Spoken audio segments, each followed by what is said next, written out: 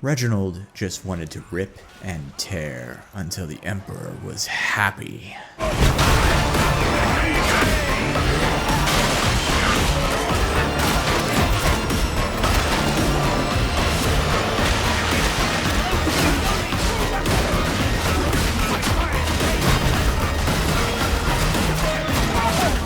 Reginald here.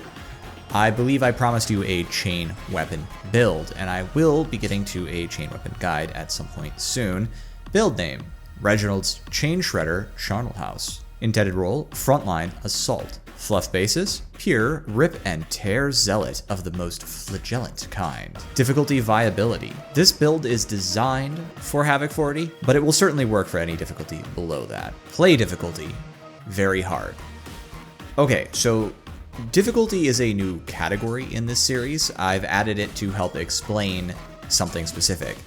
In general, anything goes in Auric, so I am rating the difficulty of this build, assuming you are playing in a not coordinated Havoc 40 lobby with pub players. The more comms coordinated you are, the better your players are, the better your results will be in all cases, since Havoc 40 does require teamwork in order to beat it effectively and reliably. However, as a consequence, one of the ways people get around that problem is just by using builds that are very like team play oriented, lots of buffs and control functions and so forth. So for most players in this game, I think this build will actually be very hard to use in a Havoc 40 pub lobby. There are, however, plenty of cracked players out there, and if you are one of them, then you already understand what you can get out of a build like this. But if you're a more average Havoc 40 or even an Auric enjoyer, then the challenge here is that there is no real support capacity on this build. You are filling a DPS slot, if you will, with a solid but not top of the line melee weapon that you need to have the experience to use all game long without dying. As with anything in Darktide, if you're good enough, you are good enough. This build is absolutely great in Aurics in my opinion, but the meta in Havocs is centered around team play and support for a reason. Primary skills required: expert melee prowess. Weaponry. Any of the following will work in this build: the assault chainswords, the chain axes, or the eviscerators. Bolt pistols, Zarona Revolver, or shotguns all align nicely with this build. The chain weapons are feeling actually really quite good in this patch overall, and all of them can get some ludicrous speed on this Zealot build. Whirlwind Arm and Carapace Harm are yours if you know how to melee. I will be making a video detailing each of these weapons in the near future, but for now, here's the basic gestalt. Assault Chainsword is best into light targets with a solid rev attack into heavies. Chain axes serve as a middle ground with moderate performance into most things, but a single target bent suitable for light elites and heavy elites. And the Eviscerator is slower moving but way more effective into swarms of enemies while being just as good as the chain axe into big boys, with a little bit of wiggle room on that. The weapons I am choosing here are entirely centered on retaining fast mobility and specialist sniping capacity. That's the reason I have selected these. However, this is a melee build, so you really can feel free to pick whatever you want if you find yourself struggling to get value with these specialist tools in high Havoc. Curios. For this build in particular, I have chosen 2 wound Curios for the Martyrdom spec. The other is a toughness Curio. However, you can choose to go for a 3rd+ wound Curio to make it easier to sit at max stacks with a little bit more health. This is a purely preference choice, I think, but in Havoc the extra toughness is noticeable, though not required. Blessings and perks. For the chainswords, in this specific build, I recommend Wrath and Rampage because they are simple and reliable into hordes with all the spam that you are doing. Wrath provides a lot of extra cleave in a messy fight, making you safer, while Rampage pumps damage. Maniacs and Flak are my choices here for perks, but I can really see taking Unarmored and Yielding in either position. I recommend giving it a shot. Chain Axes. For the Chain Axes, I've moved away from the theory of Mark 12 using Thrust application and towards Headtaker and Bloodletter, or Headtaker and Slaughter on the Mark 12. I did try a crit build that was recommended, and I do see the vision, but I didn't personally enjoy it. For the Mark IV, I am still running Headtaker and Bloodletter as the default. This feels really good, and it just works. It lets you use every part of the weapon consistently, and it gets a lot of one-shot breakpoints on key targets, including Bulwarks, Reapers, and even Crushers. For perks, I am still running Unyielding and Maniacs on these weapons, although I can see space for Flak or Carapace to be tried out. For the Eviscerators, I am again running Wrath and Rampage. This is once again, because we are going to be spamming high cleave attacks into lots of enemies very frequently, and so this is the most reliable way to deal significant damage to those targets. However, a caveat that I have not yet tried, which I'll have to get to later, is it may make sense to run something like Bloodletter, even though you don't get max stacks from it, instead of Wrath, because this weapon has decent cleave already, and there are cleave talents in this build, so it's possible that the Eviscerator doesn't need Wrath to be effective. I'm not sure it's worth investigating. For the bolt pistols, you can use either of them. They both have their pros and cons. I commonly run Unyielding and Maniacs for sniping purposes. I run typically Surgical and Puncture on both of them because I'm still using both of them as sniping tools, and they just have different value propositions for utility. Zarona Revolver is still Surgical and Hand Cannon with a Flak and Maniac set of perks, though my Zarona actually has 8% weak spot because I never re-rolled it. For shotguns, you're going to want Flak and Maniacs, but Unyielding instead of Maniacs is an acceptable choice here. In this case, I'm going to specifically recommend the Fire Shotgun as your preference. The other shotguns are fine, and if you like them, go ahead, but the Fire Shotgun is actually really useful on Zealot specifically because it has high damage shots that can ramp quickly. The blessings for this are different than the blessings for the other two shotguns you should be running. Death Spitter and No Respite. I find that this gives you a ton of firepower in difficult situations, and if you ever need to just quick chunk a horde out, the shotgun can actually do that too.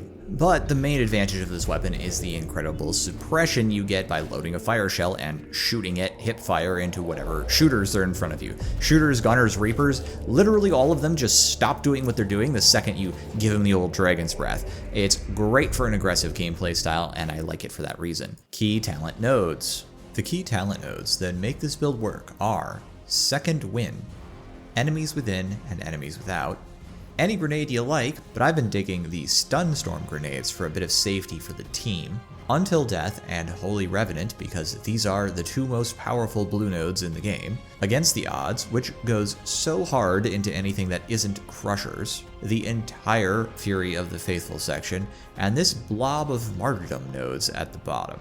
Now let me put the whole build on screen so you can jump right into it if you want, but I really want to just focus in and talk about Martyrdom for a minute, because a lot of people really don't understand what's going on here. Martyrdom makes it appear that you are close to death, when in fact you are as safe as if you had something like half a health bar or so. The reason for this is the way you scale damage reduction and toughness regeneration as you decline in health. Here's this build that we're talking about, but I've taken Enemies Within, Enemies Without off, so we don't have toughness regen. I have 33 HP in my final wound, and yes, it was hard to get this exactly right. This Groaner, hitting me twice in a row with no regeneration, takes me to 13 HP. I then regen to 17 HP. Keep in mind, we are not taking advantage of other toughness mechanics like Enemies Within, Enemies Without to regen passively or any extra DR from the tree, which could reduce this number quite a bit further. If I refill my toughness so I can simulate getting hit immediately by two Groaners again, this is the most baseline kind of breakthrough hit that you'll get in the game, I drop from 17 to 4, but then regen back to 7. And this is the smallest HP I can easily survive at without popping Until Death, assuming no other sources of toughness damage reduction or damage reduction, which we do actually have on this tree and aren't using here. It's actually quite possible to take a chip hit on 7 HP and not go down, though obviously not common. Let's say I take this random Blazing Piety build that I put together and try the same thing. We're going to go for the whole health bar. 7 hits total puts me into Until Death. If I reset to 14 HP for whatever reason and I take another hit, I will down, so 14 HP goes down on this build. But on Martyrdom, if I have 15 HP, I really tried to get back to 14, it was hard. I survive with 4 left, so even if I was at 14, I would have 3 left, and I regen to 6, probably I would regen to 5. Note that you can, with an almost full toughness bar, like this one, still take a hit on 6 HP and only lose 5 HP, as seen right here. With Until Death and some good melee targets, it's actually easy to get back as much as 50 HP with your Holy Revenant. So, sure, if we intentionally wound ourselves down to our last wound on Zealot, we can end up with 2 to 3 hits before we go down, which is definitely not as many as 7, but it is about 28% as many. But the trick is, after you deplete your first health bar. If you get back to 50-ish HP from Until Death and Holy Revenant, how many more clean hits is that? About 4, but it's actually only about 2 in this Blazing Piety build. So now we have something really funny going on. I have actually about double the survivability after each Until Death trigger that I do in the Piety build. Of course, this isn't a perfect comparison, but I hope you can see how the loop works. Yes, I do play close to the bottom of my health pool, but the bottom of my health pool is worth a lot more in terms of real hits than the top of my health pool in a Martyrdom build. You have a lot more room to make mistakes than it first appears. Holy Revenant, Bleed for the Emperor, Restoring Faith, and Martyrdom are all working together in this build to make you surprisingly tanky and give you choices on how to use your health bar. Meanwhile, you have insanely high, reliable damage and attack speed buffs going, as well as massive damage reduction and toughness damage reduction options from all over the tree. Enemies Within, Enemies Without is shunting those toughness numbers ups at all times, even with relatively low numbers of enemies, thanks to restorative verses. It's actually hard for you to even run out of toughness with everything getting buffed by it. Playstyle. This build is a frontline, damage-dealing, swirling melee assault build. It is the quintessential Zealot build. You get in and you get swinging. All the finesse involved in doing melee techniques is in your melee skill personally. You are the instrument of death. Your skill is the required trade. Stride forth into the enemy and vanquish the heretics. Get aggressive, get in there, and get the God Emperor's job done. Thank you all so much for visiting. Warm regards. Reginald. It's very important to me to take a moment and recognize the people who have been supporting my channel all this time. Thank you so much to a rando dude and Joseph Davison for your significant contribution to this channel and its longevity. As Oathmaker level members, you guys have done a lot for this channel. Also to Monolith for becoming my first Savant level member and also inventing the whole level. I really appreciate that a lot. Here's your Comic Sans. And to Fluff, Zimisk 3, and Monolith Mask for your support as Adept level members. You know how much this means to me and I really appreciate it. Don't think I've forgotten. I always am really excited to make this part of my video. Lastly, but not leastly, to everyone else who has supported my channel, and especially to Vinny for your continued support of my streams. Thank you so much. The channel would not be the same without all of you supporting it, and I'm really, really grateful. I look forward to continuing to try and cover interesting topics on this channel, and I've got plenty of stuff kind of lined up that I'd like to do. So thanks so much, everyone.